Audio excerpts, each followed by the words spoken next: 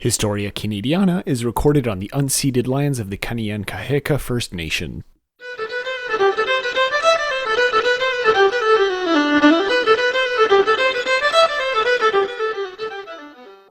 Hello, everyone, and welcome to A Cultural History of Canada. My name is Patrick, and with me is nobody. Mac's not here today because he's going through a cyclone. Yeah, that's the trouble of living in Australia. He has a cyclone warning, and as a backup, because he might not be able to, actually be here today, I'm recording this episode alone, as we used to do. Yeah, the show started off, for those of you who didn't listen to everything, started off with just me talking into a microphone in my room. So you can kind of think of this as a kind of origin or a back to our roots type of episode. So, anyway, the whole purpose of this particular episode is to talk about Japanese Canadians, right? And specifically the first generations, right, up to World War II. And I'm going to be doing that with the help of a really interesting piece of poetry, or kind of prose poetry. We'll talk about it a little bit later, which was originally published in the 1970s by an Australian slash eventually Canadian poet called Daphne Marlett, who's wonderful, and you should definitely check out more of her work. But yeah, we'll be doing that through her work, Steveston. And we'll still follow the same structure as we usually do on the show, which is to say, give it a little bit of history and then talk a little bit about the literature and what it can perhaps tell us, right, about this particular era. Before we get into all of that jazz, as usual, if you want to support the show, you can do so through Patreon. We haven't recorded a new episode of Pop Canada in a bit because of scheduling difficulties, but we have one coming down the line soon if Mac doesn't, face catastrophe more than he would with a cyclone. But yeah, we should be doing that, and you can have all of those episodes for as little as $3 a month. And otherwise, you get access to early episodes and all of that good stuff over on patreon.com. Otherwise, you can always check out our PayPal and just send over like a one-time donation. That's totally cool. But of course, this is all optional because, I just do this for the fun of it. Mac just does this for the fun of it. And yeah, consider it. All right, so getting into the first part of this particular episode, um, for those of you who might not be aware, the actual title of Daphne Marlett's poem, or long prose poem, we'll get into it, is Steveston, is actually a reference to a place in British Columbia, right? And that place is known as kind of a microcosm of Japanese Canadian history, right? So we'll get into that first as a kind of way of looking at pre-World War II Japanese history. And some of this is going to tie into an episode that I did a while back with Henry Tsung, right? And his interview, and the interview that I did, sorry, with him about the 1907 White Riots, what were called. So if you want a little bit more information about Asian sentiments at this time in Western Canada, you can definitely check out that episode. I think it was pretty interesting. So anyway, it's a little bit hard to paint a romantic history of the Japanese Canadians who established themselves in Steveston, British Columbia, mostly because of the hardships and struggles that they had to face in order to establish themselves there. Now, a little bit of an important point is to know that Steveston was very much an industrial town, and for most of its history was kind of a central hub of salmon canning, right? Which, of course, we still see today, of course. But when it was first established in the early 20th century, in the 1900s, or late 19th century, I should say, early 20th, right? A lot of the ideas about safety and relations with each other were not as established as they might have been today. Right? And you see this in some of the discussions that we had, Mac and I, over the last few episodes, right, about labor strikes and social issues in Canada. Right, a lot of this comes into play with the establishment of Steveston, this industrial cannery town. Um, so anyway, the first generation of Japanese came over specifically with this establishment in mind, right? They were often brought over by other English-speaking Japanese people who often hired boats for them um, directly from the cannery bosses that were established in Steveston. And these were really, we can say, the first overall generations of Japanese to come to Canada, much like you see with a lot of the Chinese population, right? A lot of them were brought over for industrial purposes. It's just that the Japanese, for reasons of geography, were often brought directly to British Columbia, right? And, by the time history deemed it so, they were there in order to serve industrial or industrialist, I should say, purposes. Now, again, this is true throughout Canada, right? Although the Japanese were mostly established in the western parts of the country. But yeah, this is true throughout Canada. Uh, and with Steveston specifically, they were involved in the cannery business that was there, right? Um, by the 1910s, right, some of these Japanese men who, like I said before, were single, began to go back to Japan for brides. And this is where it gets really sketchy because some of these couples, right, were tricked by professional matchmakers who were taking advantage of the fact that people wanted companionship. And so you really saw some difficult times for people who were just trying to find, the expectation of the time, which was a romantic relationship, a husband and wife. Um, but some of them actually did find brides and would come back to Canada in order to build, permanent houses for their families, right? And you saw this very much in Steveston as well. Um, what you see, however, is that despite the establishment of a more and more stable community as far as who was there, that does not mean that everything was hunky dory in Steveston. Um, there were strikes that were happening, right? Similar to what you saw in the rest of Canada. Again, Mac and I talked about it a few episodes ago.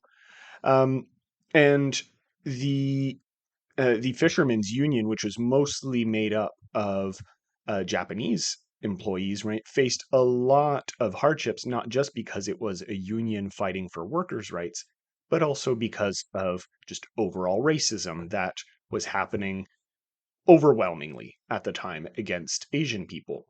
As I was talking about with Henry Tsung in that interview I mentioned, what we were seeing in the beginning of the 20th century is a rise in what was called, or so called, the Yellow Peril, which of course is a hugely racist name, but refers to the idea that Asians of all shapes and sizes were considered persona non grata in Canada and in North America in general, I should say.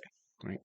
And this type of discrimination was seen not just in work unions, right, who were fighting through strikes and so on, but also in the attempt to establish hospitals, right?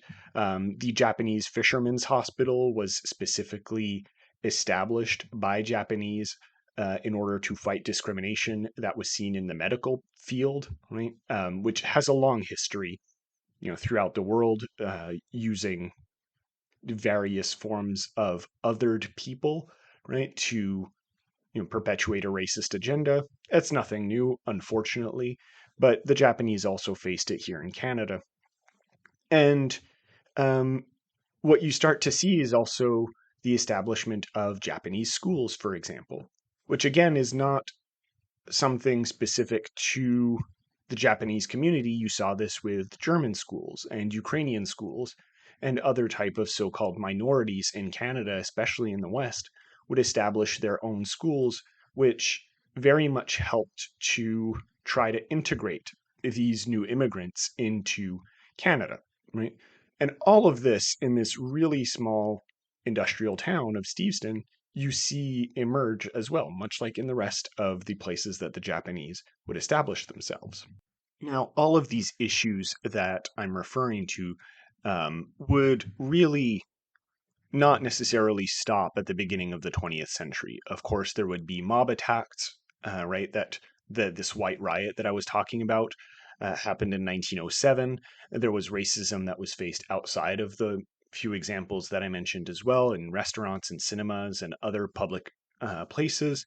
And of course, there were all kinds of systemic attempts to stop what was perceived as being a major influx of Japanese immigrants, but of course, in the grand scheme of things, was really a drop in the bucket. And really, where it came to what seems like a head is in World War II, which is where I'm stopping here today because it deserves its own episode, right? The Japanese were a major part of World War II. And so you see this kind of action in Canada against Japanese immigration and Japanese settlement. And of course, it comes to a head in what we famously now know as the Japanese internment camps in Canada, which happened in the aftermath of Pearl Harbor. But that's an episode for another time. Regardless of all of this, Japanese communities, much like other immigrant communities in Canada, managed to eventually establish themselves properly and ultimately thrive. And still today, in the aftermath of all of these more terrible things that I'm talking about, there are still, of course, Japanese Canadian communities everywhere.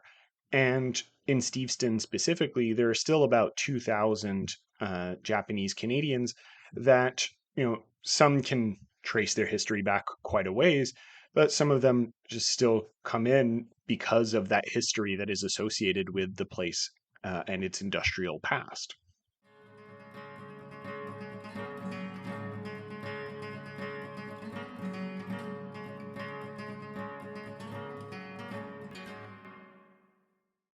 Okay, with that very brief history being overviewed here, I think it's about time that we talk about Daphne Marlett, right? See, that's what happens when Mac isn't here.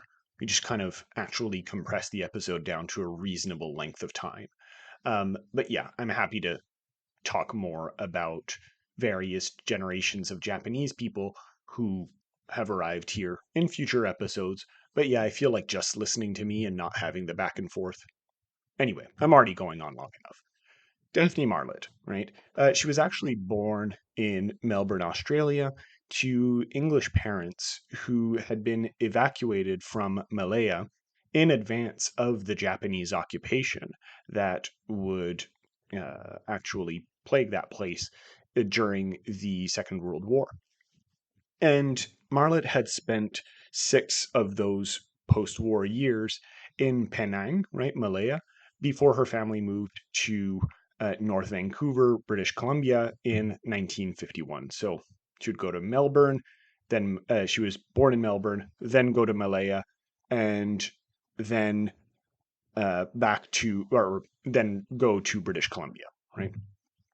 And there she would go through a whole education in English literature and get an English degree from the University of British Columbia in 1960 and would become an editor of one of the most well known and incendiary, so to speak, magazines of that time, which was known as Tish.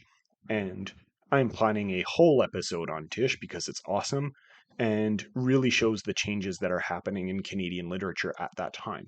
But she would become an editor of that journal in 1963. And during that time, while she was an editor there, she would complete her bachelor's that she had started at UBC, which she did in 1964, before moving to the United States at the University of Indiana specifically to complete a master's in comparative literature. And this idea of comparing different literatures, I think, would follow her throughout her literary as well as critical career because she would go on to be one of the most, or at the forefront, I should say, of various changes in Canadian literature that were happening at the time. And her editorship of Tish definitely represents this particular interest. right? She was very much at the forefront of experimenting with different types of prose formats and poetic formats, as well as styles, subject matters, and political stances, right? She was there when more feminist interests were beginning in Canada, right? And she would go on to be a founding co-editor of a very well-known feminist journal, right, which is known as Tessera. And she would also be an editor of the Capilano Review in the 70s, and even co-edited a prose magazine called Periodics during the late 70s and early 80s.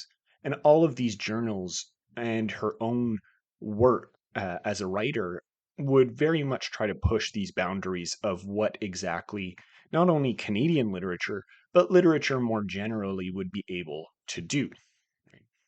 Now, specifically in thinking about her literature rather than her critical stances, right?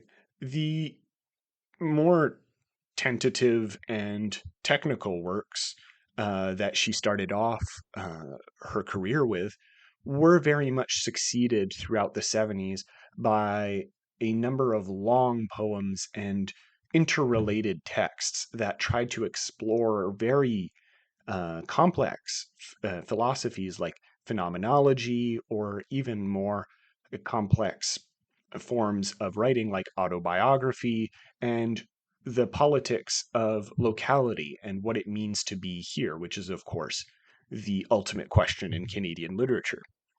And you very much see this in some of her releases, like Rings, which came out in 1971, in Our Lives, that came out in 75, Zocalo in 77, and of course, the subject for today's uh, podcast, right, Steveston, which came out in 1974. Now, all of these works that I just made, maybe with the exception of Zocalo, were presented as so-called poems.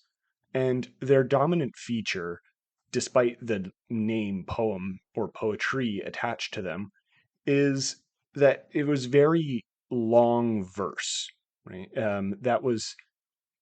That kind of blurred the line between prose and poetry. It was very precisely punctuated, which very much suggests the precision of poetry, but also because of its length, very much embodied the sequencing and sequential notions that are associated with prose. And all of these were written from inside a single consciousness and used a very specific linguistic structure that tried to demonstrate and map a kind of perceptual process, right? This phenomenology that I was talking about earlier, with a lot of detail that still managed to be highly interpretative, as the best poetry tends to do. Specifically, what Steveston does as a work, which, by the way, it is really her major work of this period, is present the history and present as it was happening in the 1970s of a Japanese Canadian fishery town, which is what Steveston was. And it really presents it as alive in this net of consciousness that is cast by Marlett as a writer and a poet.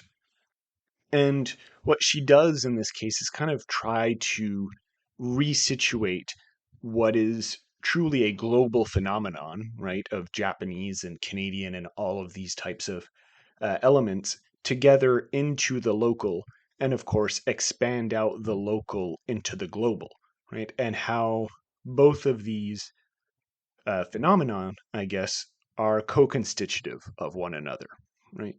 The global is not some weird abstraction that has no grounding in the local processes, and vice versa, right? The local is not just a garrison that's constantly in lockdown and completely cut off from external influences.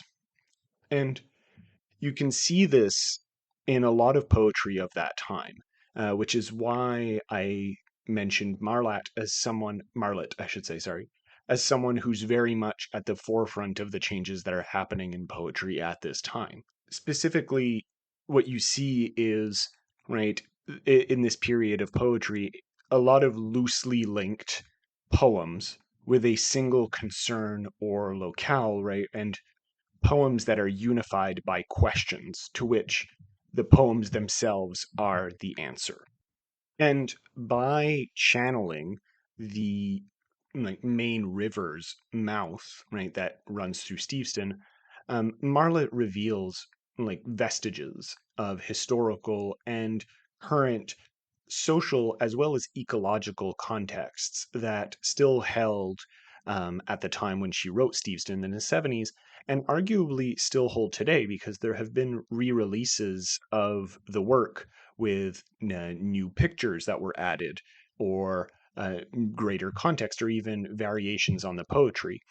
And all of this demonstrates how this history of Steveston and the Japanese Canadian community that are there, continues to evolve socially and ecologically, right? And that these contexts don't really wash away, right?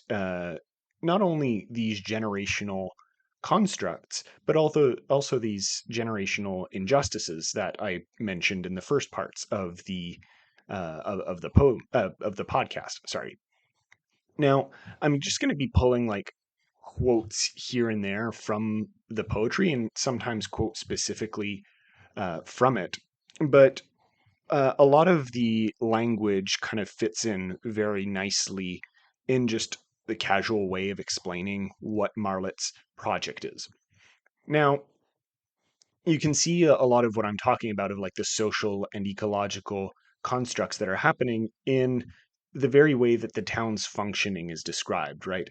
As being built around a quote unquote running industry, that's illustrating a founding narrative, right? Something that is, to quote again from the poem, right, uncontainable, but that is itself a container that is ringed with so-called residue, right? Both the residue of history and industrial residue that really is incapable of either washing away or being washed away by quote unquote undesirable contents, right? That enable industry, in this case the salmon cannery industry, to operate. And this really demonstrates what I'm talking about and shows Marlet's project here as something that is very much inflected by the waste of history, or what is perceived and constructed as the waste of history. And so you simultaneously see the rise of industrial modernity, right, with its excesses and wastes that leave entire swaths of nature either destroyed or very much in the wake of human intervention, but also the construction of certain peoples like the Japanese Canadians who are working sometimes to death, right, or under very harsh circumstances in these industrial contexts in which they themselves are wasting away or being considered as waste. Even broadly speaking, you can see this as relating to Marlet's wider interest in history and interconnected versions of history, right? The British, French, Canadian colonial project that is still very much in development now, right? We've talked about it on the show before, is still represented in the establishment of these industrial towns and how Japanese Canadians are treated, right? In these very specific waste centric contexts. And in order to give a really full example of what I'm talking about, we can even turn to the very first poem or very first section of poetry, because again, they're very long poems, of the book. And again, this is available for free, by the way, on archive.org, as a lot of the books that we talk about on the show are. Now, this book opens up with a poem titled Imagine a Town. And it goes something like this. Imagine a town running smoothly, a town running before a fire, canneries burning, Do you see the shadow of charred stilts on cool water? Do you see enigmatic chance standing just under the beam? He said they were playing cards in the Chinese mess hall. He said it was dark. A hall? A shack? They were all crowded together on top of each other.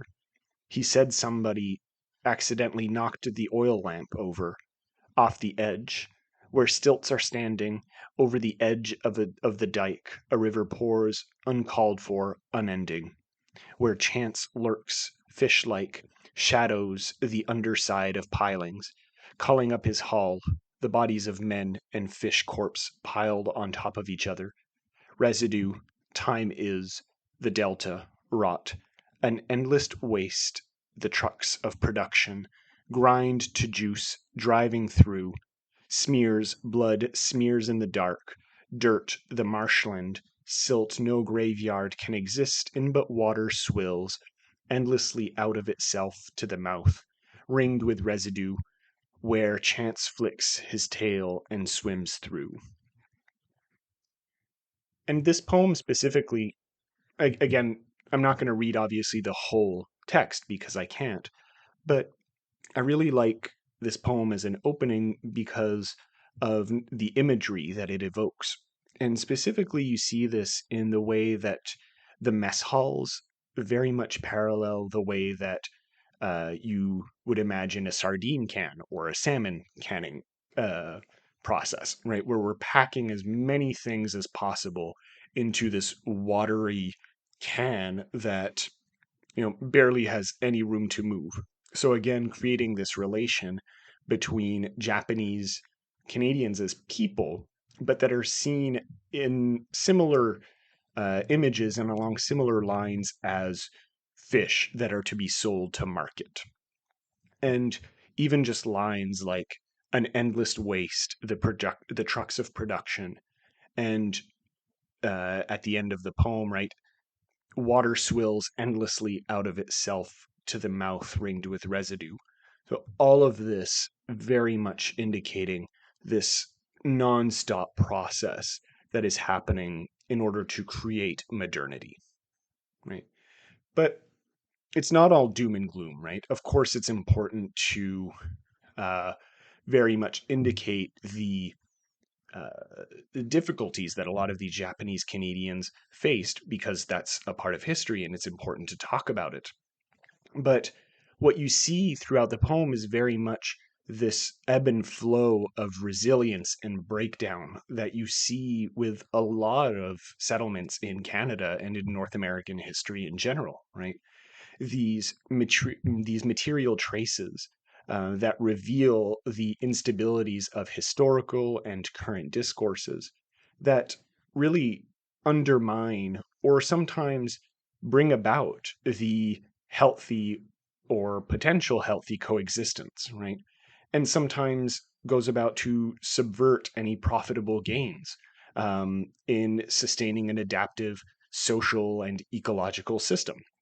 Right, so all of this is very much at the heart of this poem that is aiming to not only talk about a history, but represent a history through material processes, right? Material processes that impact society, ecology, and so on, right? I saw one um, critic whose name I'm forgetting off the top of my head. I'll link it in the show notes, but I saw one critic, Stacey Alamo, her name was, right, refer to this poem, or in reference to this poem, I should say, as embodying waste made visible, right? And how this does not allow us to imagine ourselves as rarefied, rational beings, right, that are distinct from nature's muck. But on the contrary, that what this poem does is very much show how these things, humans and nature and history and society are very much intertwined in this conflated, salmon human body, which sounds weird when I say it like that. But Marlett does this expertly through poetry in a way that shows both the ebbs and flows, like I was saying, of history in a way that parallels, right, salmon beds or um, just the way that boom towns sometimes emerge industrially in Canada. You see the gold rush in the Yukon as being a perfect example of this, but also just industrial towns like salmon fisheries, which very much face impending collapse as we completely destroy fish beds all over the world, but in Canada especially, it's important to recognize this because so much of our economy for so long was tied to this. And so the idea of waste comes back once again with this vision of overproduction and overconsumption that Marlett is highlighting through the process of history itself. So, again, I'm not necessarily going to spend too much time just blabbering into the microphone because, oh wow, it's already been half an hour that I've been doing so. Obviously, with Mac not being here for this episode, it's going to be a shorter one, but a lot of what I wanted to say can also be summed up in this second poem um, that I encourage you to obviously go read, but it's called Imperial Cannery 1913. And I want to read a part of it as a way of ending this episode. And hopefully Mac will be there for the next one. And before I do this, I want to remind people that if they want to support the show in any way, shape, or form, you can do so by, signing up for Patreon or just leaving a review or sending an email. Tell your friends about it. Tell us what we did right, what we did wrong, what you would like to see in the future, and so on. Anyway, here's Imperial Cannery, 1913.